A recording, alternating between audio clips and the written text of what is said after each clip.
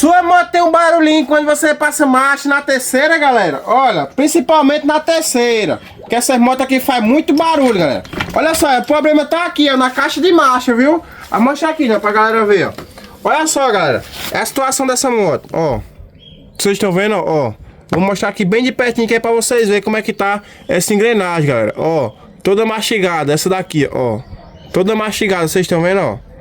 Isso daqui, galera, faz barulho de um jeito. E tem uma coisa, é barulho com força. Mas o problema, galera, tem que trocar a parede, galera. Essa daqui, ó, que é do outro eixo. E essa daqui também, ó. Sabe por quê? Olha só, dedo quebrado, ó. Amém. Tá vendo? Ó, ela tá toda cariada, galera, desse lado aqui, ó. Ó, o que é cariada, vaqueirinho? É isso daqui, ó, deixa eu ver. Ah, passou. Isso aqui, ó. Vê se foca aí, né? Tá aparecendo. Tá vendo? Mastigado, meio corroído. Igual um dente podre. Quando o dente tá ficando ruim, ele fica logo podre, né? E depois ele fica mais ruim, né, não? Ué, mas... Todo mundo vai entender que todo mundo é inteligente. Aí tem que trocar aqui, galera, a parede, ó. Não adianta você trocar apenas uma. Tem que trocar a parede que é pra poder casar, né? Assim, entrar aqui, ó. Assim, lá Bem encaixadinho, tá ligado?